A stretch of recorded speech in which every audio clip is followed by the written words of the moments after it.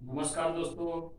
आज हम लोग छत्तीसगढ़ की जो गंगा कहते हैं महानदी उसके बारे में चर्चा करेंगे।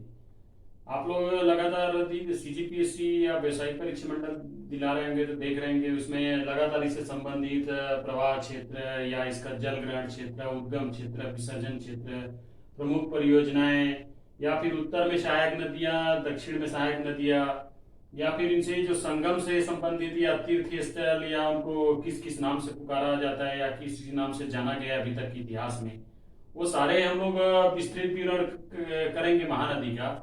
तो इसमें चाहे ऑब्जेक्टिव क्वेश्चन पैटर्न में हो चाहे आपका रिटर्न पैटर्न में हो, सारा इसमें आता है। तो हम लोग तो महानदी इनका उद्गम आपको पता ही होगा, धमतरी सिहावा पर्वत से इनका उद्गम होता है और विसर्जन जो है बंगाल की खाड़ी में ये विसर्जित हो जाती है।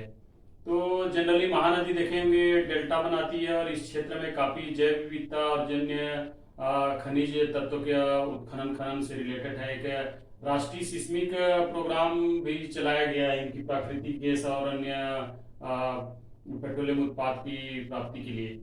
अब दूसरा छत्तीसगढ़ की गंगा कहते हैं, आप सभी को विदित ही होगा और इसको विभिन्न नामों से जाना जाता है, जैसे कनकनंदा हो गया, महानंदा है ना भाई, चित्रोत्पला, कनक नंदिनी और महानंदी के नाम से अभी वर्तमान में जाना गया है। अब इनको कुल लंबाई जो है 851 किलोमीटर, किसी किसी बुक में 856 भी दिया है, लेकिन एनसीईआरटी का ऑथेंटिक सोर्स है। और 286 किलोमीटर जो है यह छत्तीसगढ़ में प्रवाह क्षेत्र है। अब इसका जल ग्रहण क्षेत्र लगभग देख रहे होंगे 75,858.45 वर्ग किलोमीटर, लगभग छत्तीसगढ़ के जो क्षेत्रफल है उसे 56.11% है। अब प्रवाह क्षेत्र देखते हैं तो सबसे अधिक प्रवाह क्षेत्र है और 9 जिलों को यह कवर करती हुई है। तो स्टार्टिंग से हम लोग देखते हैं मित्रों, इसको एक बार पूछा गया था उत्तर से दक्षिण जो है, तो जैसे धमतरी में उद्गम हुआ, धमतरी से लगा हुआ आपका कांकेर जिला है, कांकेर से बालोद जिला है, बालोद से फिर आपका रायपुर है, रायपुर से फिर गरियाबंद, महासमुंद, इधर आपका बलौदा बाजार, जांजगीर चांपा और रायगढ़ है ना भाई। ये प्रवाह क्षेत्र है, इन्हीं क्षेत्रों में इनका विशेष परियोजनाएं भी स्थापित है और अभी भी निर्माणाधीन है कई परियोजनाएं जो है। तो हम लोग प्रमुख परियोजना देखेंगे तो जैसे पहला अपन देखते हैं रुद्री पिकअप यार, इसी में 10 मेगावाट का हाइड्रल विद्युत का उत्पादन भी हुआ है। और दूसरा है गंगरेल बांध, जो सबसे बड़ा मतलब लंबाई के हिसाब से और उसकी क्षेत्रफल के हिसाब से सबसे बड़ी गंगरेल बांध है। दुधावा है, देखेंगे मलाजकुंड में, इसका दूध नदी से बनता है, दुधावा जलाशय बना है 1923 में, 1962 में। और उसी तरह से मुरुमसिल्ली है जो बाबू छोटेलाल श्रीवास्तव के नाम से भी जाना गया है, वो जलाशय है। और साथ में Saradih barrage, Kalma barrage, बिलोनी बैराज, श्री नारायण बैराज, ये जांजगीर चांपा में है। जोग बेपरतन है, स्वर्गीय दिलीप सिंह जुदे जलाशय। और सबसे बड़ी देखेंगे उड़ीसा प्रांत में जाएंगे तो आप वो हीराकुंड जलाशय का है। तो ये परियोजना है।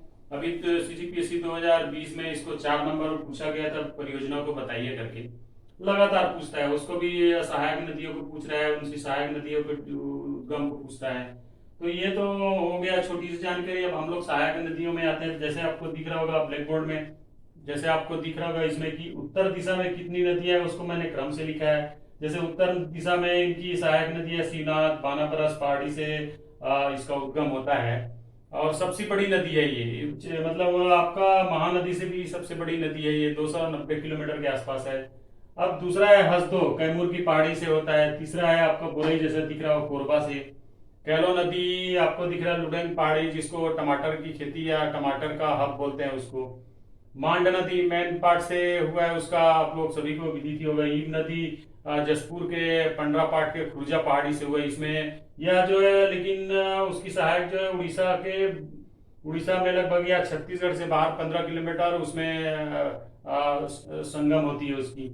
तो ईब नदी में देखेंगे सोने के कण भी पाए जाते हैं, ऐसा विदित है। और देखेंगे सोनझरिया जो रायगढ़ आसपास के जो जाति के लोग हैं उनमें रेतों में क्या सोन को स्वर्ण जो कण है उसको छानते हुए देखेंगे आप लोग। अब ये दक्षिण स्थल में देखेंगे कि कौन कौन सी नदी है। तो दूध नदी जैसे हमने पहले बताया मलाजकुंड कांकेर से उद्गम हुए हैं। सिलियारी नदी धमतरी से हुआ है। जोग नदी सोनबेरा पठार उड़ीसा से उसका उद्गम हुआ है। अब सोडूर और पैरी का संगम देखेंगे, जैसे आपको यहाँ रांची में स्थल है, तो सोडूर नदी नवरंगपुर उड़ीसा से उनका उद्गम हुआ है। पैरी में भातुगढ़ बिंद्रावनगढ़ गरियाबंद जिला से उद्गम हुआ है उनका। एक सूखा नदी है, तुम गांव से हुआ है, जिसको कोडार जलाशय भी बोलते हैं, देखेंगे सुनेंगे आपको, शहीद वीर नारायण जलाशय। अब एक लात नदी है, वो रदन की पहाड़ी तुम गांव के आसपास से या महासमुंद के आसपास से निकला हुआ है। तो लात नदी जनरली ऊपर क्षेत्र में जाके मांड केलो जहाँ पे संगम है, जहाँ देखे चंद्रासनी स्थल है जहाँ मेला भी लगता है, तो उन स्थानों में क्या है, इनका संगम हुआ है। अब देखिए ये तो हो गया उत्तर में लगभग आपको 6 नदियां, और दक्षिण में भी वही 6 से 7 नदियां इनकी सहायक नदियां हैं। इनको हमेशा पूछा ही जगह लगातार देखेंगे, सीजीपीएससी मेन से आप दिला रहेंगे, देख रहेंगे, अटेम्प्ट करेंगे तो इसको पूछता ही है क्रम से। और अब इसमें संगम स्थल देखें तो रांची में देखेंगे मेला मेला लगता है हर साल, पुन्नी का मेला लगता है ना भाई। आप लोग देखेंगे महाशिवरात्रि, जैसे पुन्नी मांगी पूर्णिमा हुआ उसके बाद महाशिवरात्रि तक वो समाप्त हो जाता है। उसी में अब उसमें संगम है, सोडूर जोक और महानदी का संगम होता है। चंद्रहासनी मंदिर में केलो मांड और लात नदी का संगम होता है। मल्हार में आप चले जाइए तो अरपा शिवनाथ और लीलागर नदी का संगम है।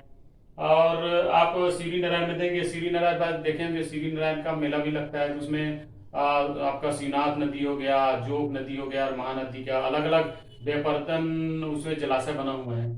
तो ये छत्तीसगढ़ की जो हमारी गंगा बहुत इंपॉर्टेंट है, इसी से रिलेटेड छोटी छोटी नदियों को हम लोग और विस्तृत में पढ़ेंगे, तो ये बहुत इंपॉर्टेंट है। आप इनसे लगातार देख लीजिए, आप सीजी बेपाम हो या सीजी पीएससी हो, उठा के देख लीजिए, अटेम्प्ट कर रहे हैं, चाहे मेंस हो या अन्य जुडिशियल सर्विस हो, इससे रिलेटेड क्वेश्चन बहुत ही करता है और छोटे छोटे बैराज हैं। तो हम लोग आगे के नेक्स्ट जब भी क्लास में इनके जो सहायक नदियां हैं उनके बारे में डिटेल पढ़ेंगे। कैसा लगा बताइएगा, तब तक के लिए सभी दोस्तों को धन्यवाद।